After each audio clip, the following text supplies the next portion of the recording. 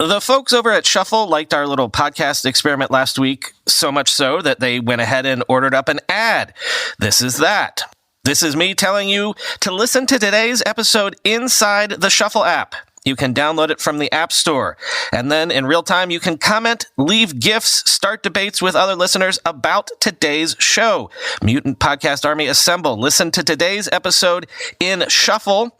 I'll be in there myself later today, so let's talk about what happened today on the show that tells you what you missed today in the world of tech. Go to the App Store and download Shuffle. Welcome to the Tech Meme Ride Home for Thursday, April 8th, 2021. I'm Brian McCullough. Today, if the chip shortage is now biting even Apple, things are getting real, y'all. Twitter apparently took a run at buying Clubhouse. Facebook has a new Clubhouse-like product called Hotline. Lenovo's new phone convinces me gaming phones are truly a thing. And there are signs we're finally going to see those Apple AirTags. Or do the tea leaves reveal the exact opposite? Here's what you missed today in the world of tech. Nikkei Asia is reporting this morning that production of some MacBooks and iPads has been postponed due to the global component shortage, a sign that the chip issues are growing more serious. Yes, Apple is absolutely famously ruthless about securing its own supply chain, often signing contracts to lock down components years and years ahead of time. So if even Apple is starting to feel the pinch, stuff is getting real, quoting Engadget. For the MacBook, the supply chain issue has affected a key manufacturing step wherein components are mounted on printed circuit boards before the laptop's final assembly. Meanwhile, iPad production has been pushed back due to the shortage of displays and display components. Nikkei says the chip shortage hasn't shown a discernible impact on product availability for customers yet and remains a supply chain problem. It remains to be seen whether that'll remain the case when the tech giant has reportedly pushed back a portion of its component orders for the devices from this half of the year to the second half. As analysts and tech executives have told the news organization, Apple is known for managing a complex supply chain and has the clout to quickly procure the components it needs. That even such a massive corporation was affected by this problem means it's becoming more serious and could have a bigger impact on smaller players in the coming months, end quote. And quoting Apple Insider, reportedly, Apple has postponed an unspecified portion of component orders, moving them from the first half of 2021 to the second. The iPhone has so far escaped issues despite high demand from customers, but the Nikkei Asia sources say the situation is quite tight now. It had been expected that Apple might even benefit from the shortage in the long run, because of its ability to procure components in great volumes. Analysts at Wedbush had predicted that Apple may potentially have stockpiled components to see it through the shortage, end quote. Well, maybe not, I guess. Imagine if you're a smaller tech company, though. Where do you think your place in line is behind Apple? If you're, say, Sonos or Snap trying to make those AR glasses, etc.? Well, now we maybe have a greater understanding of some of those oddly specific numbers floated yesterday, vis-a-vis that rumor about Clubhouse maybe doing a new round at a $4 billion valuation. Katie Roof and her colleagues at Bloomberg say Twitter was in discussions about acquiring Clubhouse at about that dollar figure, but the talks fell apart. Quote, the companies discussed a potential valuation of roughly $4 billion for Clubhouse, the people said, asking not to be identified because the matter is private. Discussions are no longer ongoing, and it's unclear why they stalled, the people added. A Twitter spokesman declined to comment. A Clubhouse representative didn't immediately respond to a request for comment, end quote. So, in my opinion, this story is just getting weirder. Not that I think there's anything untoward going on here. It's just, is it Clubhouse floating the whispers that these negotiations took place? Sure, I can see that strategically Clubhouse might be worth $4 billion to Twitter, but I feel like it would be a stretch for Clubhouse to use that as a stalking horse to try to raise valuations for a new round, if that is indeed what is going on. Definitely something interesting to keep our eyes on. Does Clubhouse close a new round by, say, July 4th or not? And if they do, I feel like I could interpret that in any number of ways.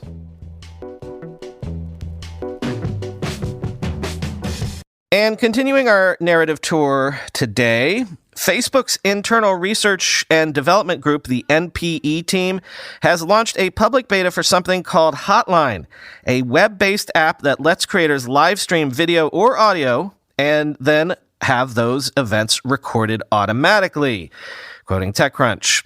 The web-based application could be described as a mashup of Instagram Live and Clubhouse, as it allows creators to speak to an audience who can then ask questions through either text or audio. However, unlike Clubhouse, creators can opt to turn their cameras on for the event instead of being audio only. At Facebook, Hotline is being led by Eric Hazard, who joined Facebook when it acquired his app TBH, a positivity-focused Q&A app that grew to 2.5 million daily active users in 9 weeks and saw over 1 billion poll answers before exiting.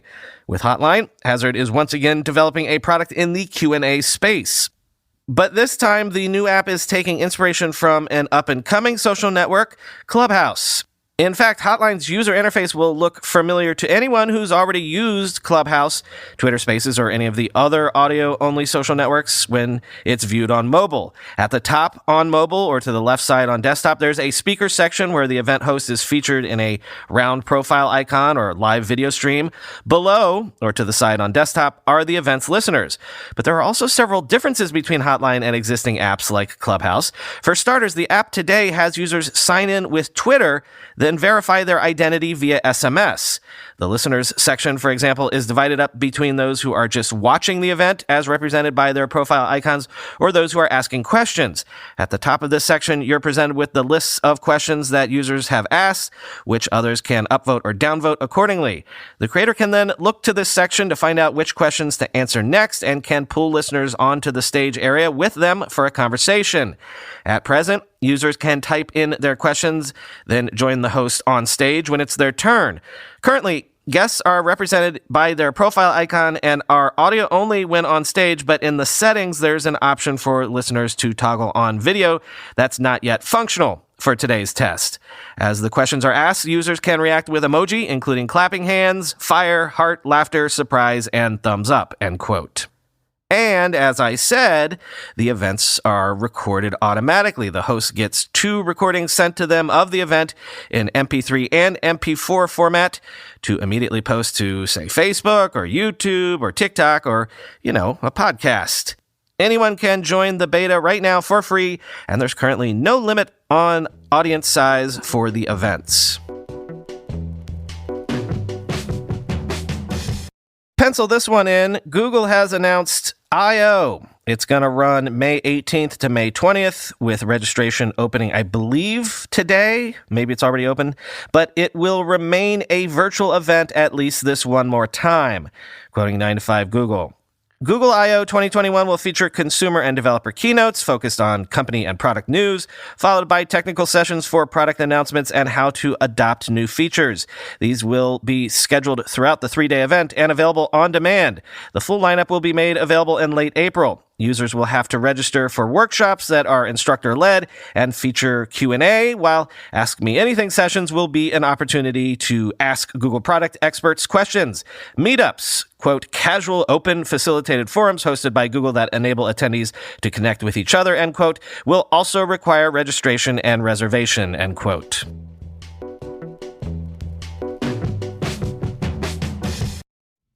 I've been using Caldera Lab's The Good for about a week now. Remember I told you about The Good? It's a multifunctional face serum. GQ named it the best natural face serum for men. Whether you are tackling dry skin, acne scars, wrinkles, or just want to do you and invest in healthier skin, this is the one product I would use. I have it on right now. I put it on every morning now. It makes my skin look and feel really smooth and fresh. I've told you something else recently. I've got dry skin. I'm a 42-year-old man. I wear a beard. I don't have time for stuff that doesn't work for me. That makes me feel all sticky. The Good works for me, and it'll work for you too. It's for all guys and all skin types, and it doesn't make you feel sticky. It just makes you feel fresh. Best of all, you can try it 100% risk-free. If you don't love it, they will refund you in full. And right now, Caldera has a special offer for our audience. Receive 20% off your first Caldera Lab purchase of The Good. Go to calderalab.com and use discount code TechMeme, one word, all caps, at checkout. That's CALDERALAB.com and use code TechMeme, all caps, one word, for 20% off your first order. Today's episode is being brought to you by Blockchain.com. Are you afraid that you've maybe missed the boat on Bitcoin? Not sure how to get started? With Blockchain.com, you can buy, sell, trade, swap, and earn cryptocurrencies like Bitcoin and Ethereum. One of the oldest crypto companies in existence, there are over 70 million Blockchain.com wallets in 200 countries. In fact, Blockchain.com wallets account for 1/3 of all global Bitcoin transactions since 2012. In crypto, time in the market without any big issues is often an indication of security and trust. Blockchain.com does the heavy lifting on vetting listed cryptos, securing your funds, and meeting regulatory compliance so you don't have to worry. And Blockchain.com is one of the only crypto platforms that allows users to custody their own funds. Your keys, your crypto. Whether it's trading, earning interest, checking a payment status, or lending crypto, Blockchain.com offers the most established and widely used way to invest in cryptocurrency for tens of millions of people. So, what are you waiting for? Visit blockchain.com to get started. That's blockchain.com, or search blockchain.com in the App Store or Google Play Store.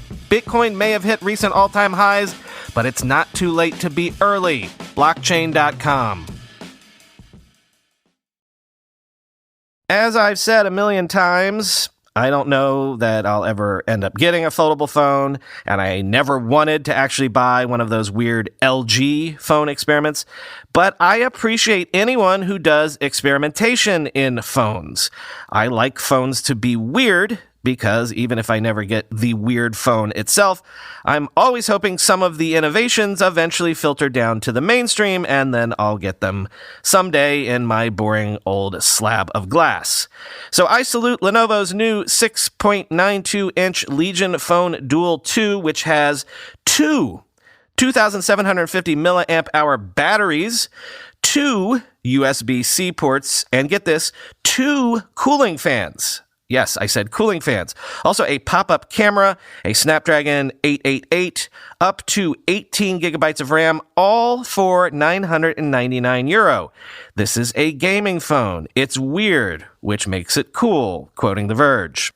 Some of its features are carryovers from Lenovo's original Android gaming phone, the Legion Phone Duel, including the twin USB-C ports and a pop-up selfie camera designed for streamers.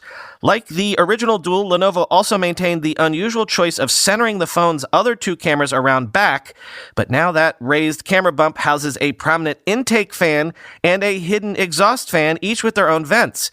Lenovo says the split design keeps the heat away from your hands.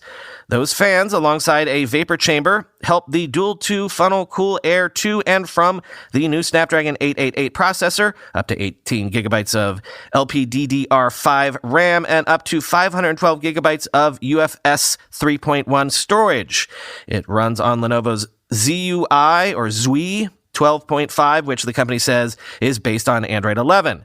The Duel 2 comes in either titanium white or ultimate black, but really, it's the camera bump, Legion logo, and fan hole that make the Duel 2 look like nothing else on the market, except perhaps the Asus ROG Phone 5 Ultimate with its unusual rear screen and optional fan attachment snapped on.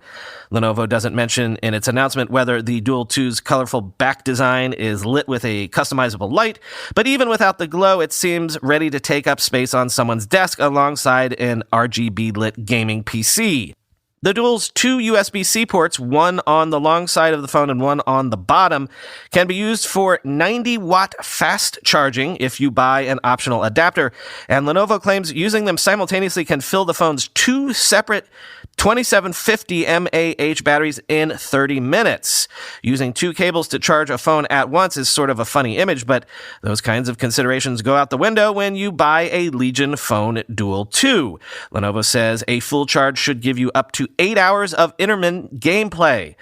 As a whole package, the Duel 2 shares more than a few similarities with its competitors. The Asus ROG 5 Ultimate also has multiple USB-C ports, a unique method for simulating extra button inputs, Qualcomm's Snapdragon 888 processor, and an optional clip-on cooling fan. The Xiaomi Black Shark 4 Pro has even fancier magnetically lifting physical buttons and an optional fan accessory as well. And some gaming phones have had built-in fans in the past. Look no further than the Nubia Red Magic 3 for a device with extra cooling from the get-go, end quote. So I have to apologize to you listeners. I've let you down. I was vaguely aware that gaming phones were becoming a thing, but until today, I wasn't aware how far along things had gotten. See, this is what happens when you miss a CES year, I guess. A few segments now about COVID times trends. First, according to Pew Research, YouTube usage grew from 73% of all U.S. adults in 2019 to 81% in 2021, with 95% of 18 to 29-year-olds using the service. As a comparison, only 21% of adults use TikTok. YouTube saw the most significant growth of any social media app among American users during the pandemic, the Pew Research Center reported Wednesday. YouTube's popularity is especially high among 18 to 29-year-olds, with 95% of them saying they use the service. Of that age group, 71% said they use Instagram, 70% say they use Facebook, and 65% say they use Snapchat. The study surveyed 220 people in that age group, and the margin of error was plus or minus 7.3 points. Facebook usage remains high among Americans, with 69% of U.S. adults saying they visit the social network. That figure, however, has remained relatively flat over the past 5 years, according to Pew. The Pew report included TikTok and Nextdoor for the first time. The report said 21% of Americans use TikTok and 13% use Nextdoor, end quote. So the reason I'm sharing this is the takeaway here is, while other platforms tend to have bigger profiles and newer entrants get all of the buzz, YouTube remains, in some regards, one of the true 800-pound gorillas in the social media space. And this is maybe an end of COVID times indication, facing a shortage of drivers. Uber is about to spend $250 million on a one-time quote-unquote stimulus for U.S. drivers, while Lyft is offering $800 bonuses for referring former drivers, quoting the Financial Times. Drivers have been slow to return to ride-hailing platforms for several reasons, observers say, including the recent arrival of government stimulus money and continued concerns over health and safety. Many former rideshare drivers are also likely to have taken up new jobs in the 12 months since demand crashed because of lockdowns. Now faced with a lack of supply to meet the rebound in passengers, the companies are resorting to throwing money at drivers.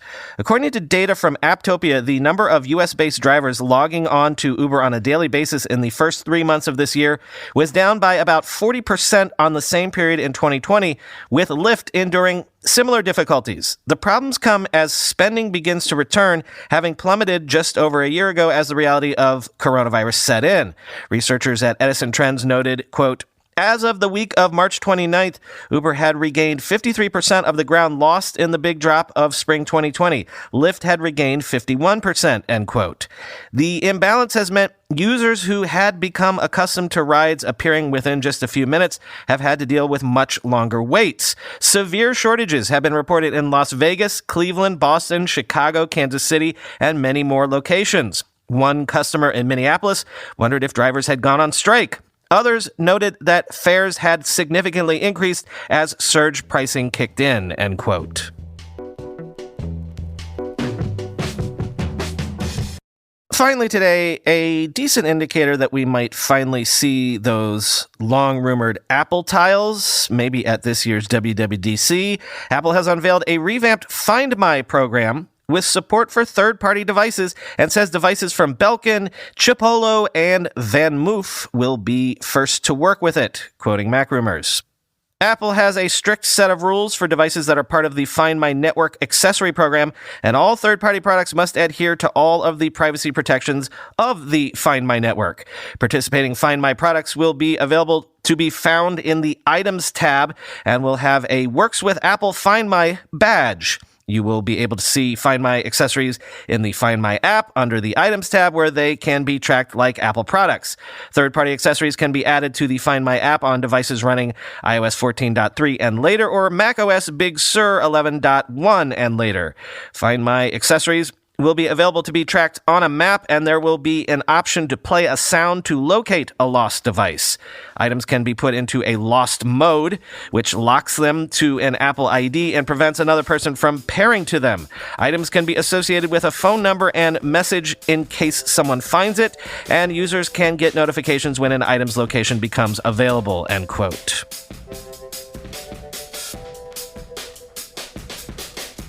Actually, now that I've read that out loud, maybe I'm going to do a complete 180 reversal. Does this news make you think that maybe now we might never see AirTags because they've released this? Why wouldn't they have announced this the same time they announced AirTags? If you're participating in the Shuffle app experiment today, if you're listening to my words right now, in that app, leave your takes in either direction so I can get a sense of what you all think the odds are. Talk to you tomorrow.